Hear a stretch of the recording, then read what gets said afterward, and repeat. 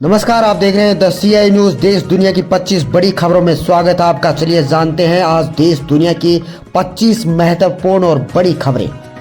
केंद्रीय जल शक्ति मंत्री गजेंद्र सिंह शेखावत का बड़ा बयान। जनता ने गहलोत को पाप की सजा दी। केंद्रीय मंत्री शेखावत ने कहा, पूर्व सीएम ने प्यासे कंठों पर राजनीति की। ERCP का मामला गहलोत ने अटकाया।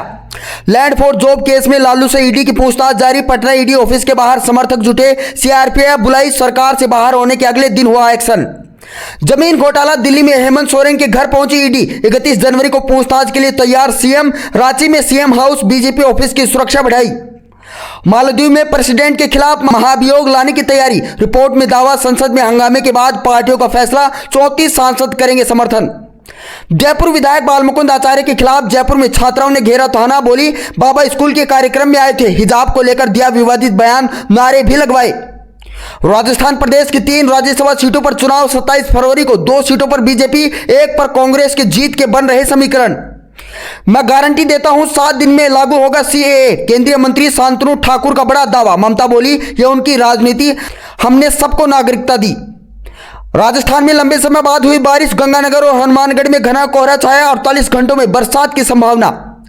जयपुर बिजली निगम में बड़ा गफला आया सामने। एक कनेक्शन से 1200 घरों में बिजली दे रहा बिल्डर। हर महीने 40 लाख रुपए बिल भर रहा। लोगों से वसूल रहा 60 लाख रुपए। शिंदे सरकार का नोटिफिकेशन, मराठा आरक्षण की गारंटी नहीं। एक्सपर्ट बोले, यह साधारण सरकारी कागज, थोड़ी सी चूक बड़ा नुकसान पहुंचाएगी। रेलवे के कबाड़ से बने हथियार आतंकी गैंगस्टर को सप्लाई। राजस्थान बना तस्करों का सिल्क रूट। 3 साल में 80 गन पंजाब में गैंगस्टर को बेची। बिहार में सियासी बवाल पर बोली रोहिणी आचार्य, लालू यादव भोलेनाथ जहर पीकर नीतीश को कर देंगे माफ। नीतीश पर कभी नहीं रहा भरोसा, पता था NDA में जाएंगे। 20 करोड़ में बनी फिल्म हनुमान, 250 करोड़ रुपए कमाई। सिक्वल पर 1000 करोड़ रुपए लगाने को तैयार प्रोड्यूसर्स। माइथोलॉजी पर बनी छोटे बजट की साउथ फिल्में हिट। आतंकी संगठन student Islamic movement of India Simi पर बैन 5 साल और बढ़ाया गया। केंद्र सरकार ने UAPA के तहत लिया एक्शन। ज्ञानवापी केस, हिंदू पक्ष की सुप्रीम कोर्ट में याचिका। शिवलिंग और वजू स्थल के सर्वे की मांग। मई 2023 में सुप्रीम कोर्ट ने लगाई थी रोक। Chief justice of India DY Chandrachud ने वकील को सुप्रीम कोर्ट के तौर तरीके समझाए। वकील के गलत व्यवहार पर बोले CGI, अदालत कोई रेलवे प्लेटफॉर्म नहीं कि किसी भी ट्रेन में चढ़ जाए।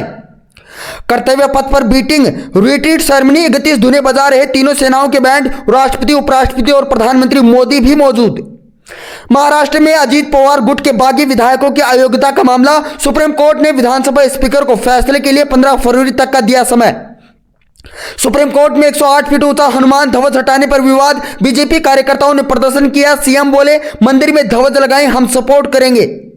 परीक्षा पे चर्चा 2024 को लेकर बड़ा अपडेट आपको बता दें। रोज लिखने की प्रैक्टिस करें, मोबाइल को रील नहीं, पढ़ाई के लिए करें यूज। PM मोदी ने बताई 10 बड़ी बातें। राहुल गांधी ने नीतीश पर एक शब्द नहीं कहा। किशनगंज में न्याय यात्रा के दौरान बिहार में सरकार पलटने पर चुप रहे। सिर्फ RSS भाजपा को किया target. Mumbai Ahmedabad bullet train corridor में सिस्टोमीटर लगेंगे। भूकंप आते ही ट्रेन जहां रहेगी वहीं खड़ी हो जाएगी। यह देश में पहली बार। दिल्ली इंदिरा गांधी एयरपोर्ट की सुरक्षा में चूक का मामला है सामने। बाउंड्री पार कर रनवे तक पहुंचा नशे में धुत शख्स। CISF का हेड कांस्टेबल सस्पेंड। मायावती को अध्यक्ष बनाने का ऑफर लेकर आए RPI की राष्ट्रीय अध्यक्ष रामदास अठावले। लखनऊ में आकर कहा, RPI और BSP का एक होना जरूरी। यूपी में 20% दलित वोट बैंक। नीतीश के इस्तीफे की स्क्रिप्ट कैसे लिखी गई? 27 की रात CM हाउस से राजभवन का चक्कर काटते रहे बीजेपी नेता। नीतीश ने देखा समर्थन पत्र।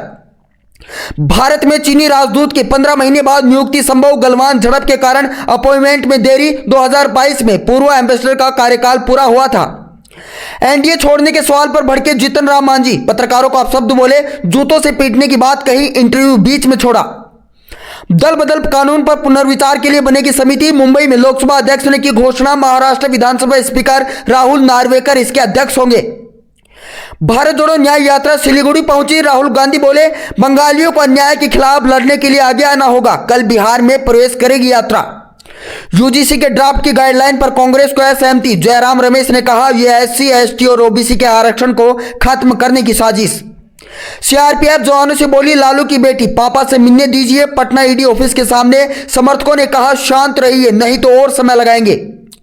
शेखावत बोले, गहलोत ने ERCP पर सिर्फ राजनीति की। CM थे तब दिल्ली जाकर बात तक नहीं की, सिर्फ बयान दिए। कांग्रेस ने फैलाया झूठ। माउंट एवरेस्ट बेस कैंप पहुंचने वाला यंगेस्ट पर्सन बना कार्टर। उम्र 2 साल, ज्यादातर सफर पेरेंट्स की पीठ पर बैठकर किया जाता है। कांग्रेस अध्यक्ष मल्लिकार्जुन खड़गे का भाजपा पर बड़ा हमला। बोले आरएसएस भाजपा की जहर की तरह है, इनसे दूर रहें। कहा 2024 लोकसभा चुनाव में अगर मोदी जीते तो फिर कभी नहीं होंगे चुनाव। भारतीय युद्धपोत ने ईरानी जहाज को समुद्री डाकुओं से बचाया। क्रू समेत 17 लोगों को सुरक्षित निकाला। 3 महीने में हाईजैक का चौथा मामला है सामने। ईसाई आबादी घटी तो केरल में चर्च की मुहिम शुरू। युवाओं को बिजनेस ऑफर किया ताकि वे विदेश में नहीं बसे। मुख्यमंत्री रहते हुए न तो अशोक गहलोत ने कभी पीएम नरेंद्र मोदी या मुझसे मिलकर पूर्वी राजस्थान नहर परियोजना यानी ईआरसीपी के बारे में बात नहीं की। न ही उनका कोई मंत्री दिल्ली आकर उनसे मिला। गहलोत ने ईआरसीपी को सिर्फ राजनीतिक मोहरे के तौर पर इस्तेमाल किया, यह कहना है केंद्रीय जल शक्ति मंत्री गजेंद्र सिंह शेखावत का।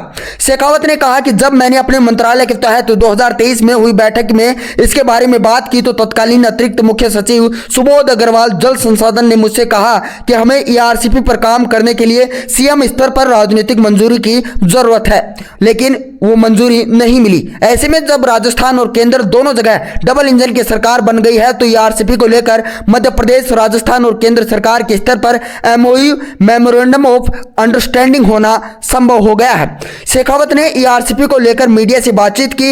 इसको लेकर एक एमओयू पर हस्ताक्षर किया गया है। मीडिया ने पूछा आपके मंत्रालय के तहत दोनों राज्यों के सीएम ने ईआरसीपी पर एमओयू साइन किया है, आगे क्या अपेक्षित है? इसके जवाब में शेखावत बोले यह परियोजना राजस्थान की अर्थव्यवस्था, उद्योग, कृषि और रोजगार के लिए वरदान साबित होगी।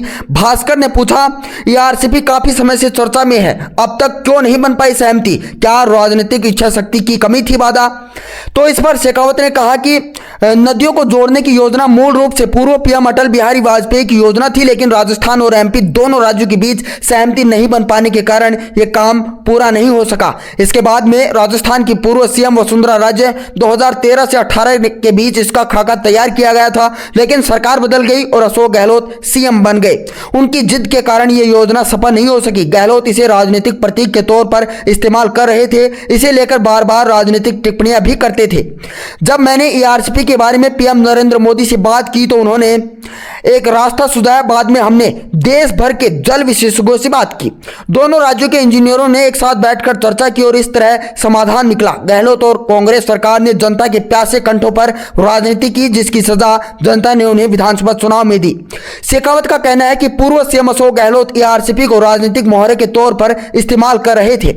मीडिया की बातचीत में उन्होंने कहा कि सितंबर 2023 में विधानसभा चुनाव से ठीक पहले आपने एक बैठक में कहा था कि चाहे कुछ भी हो जाए राजस्थान में ईआरसीपी को मंजूरी दी जाएगी। जो भी हो, अब जनता क्या उम्मीद कर सकती है? इस पर शेखावत बोले पीएम मोदी ने भी चुनाव से पहले अपनी सभाओं में इसकी गारंटी दी थी। सवाई माधोपुर में एक सभा में गृह मंत्री अमित शाह भी बोले, ईआरसीपी पर बोले बीजेपी के राष्ट्रीय अध्यक्ष जेपी नड्डा।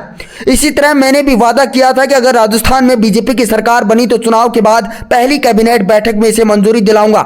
हमने यही किया। पीएम मोदी हमेशा कहते हैं कि केंद्र सरकार को टीम इंडिया की तरह काम करना चाहिए। हम यही कर रहे हैं। संघीय सरकार राज्यों को सहयोग से चलती है। इसके ऊपर मीडिया ने सवाल किया कि कांग्रेस और नेता प्रतिपक्ष टीकाराम जूली का कहना है कि भाजपा ने इसे राजनीतिक लाभ लेने का एजेंडा बना लिया है। केंद्र की भाजपा सरकार ने इसे अनावश्यक रूप से लंबित रखा। इस पर आप क्या कहना चाहेंगे? इस पर शेखावत ने कहा जूली से पूछा जाना चाहिए कि उन्होंने इस प्रोजेक्ट को लेकर कब और कितनी बार चिंता जताई। जब गहलोत साहब सीएम थे तब भी वे एक बार इस प्रोजेक्ट पर चर्चा के लिए दिल्ली आए थे। मीडिया ने उनसे पूछा कि पूर्व सीएम गहलोत अक्सर इसे राष्ट्रीय परियोजना घोषित करने की मांग करते रहे हैं। इसके ऊपर शेखावत ने कहा कि उन्होंने इस प्रोजेक्ट को लेकर सिर्फ भ्रामक बयानबाजी की है। राष्ट्रीय परियोजना घोषित करना क्या है? जब किसी परियोजना को राष्ट्रीय परियोजना घोषित किया जाता है तो परियोजना की कुल लागत का 50 से 60% प्रति संबंधित राज्य को देना होता है और शेष प्रतिशत राशि केंद्र सरकार को देनी होती है। हमने इसे केंद्र सरकार की नदी जोड़ो परियोजना में शामिल किया। अब यह परियोजना पार्वती, काली सिंध, चंबल, पूर्वी राजस्थान नहर लिंक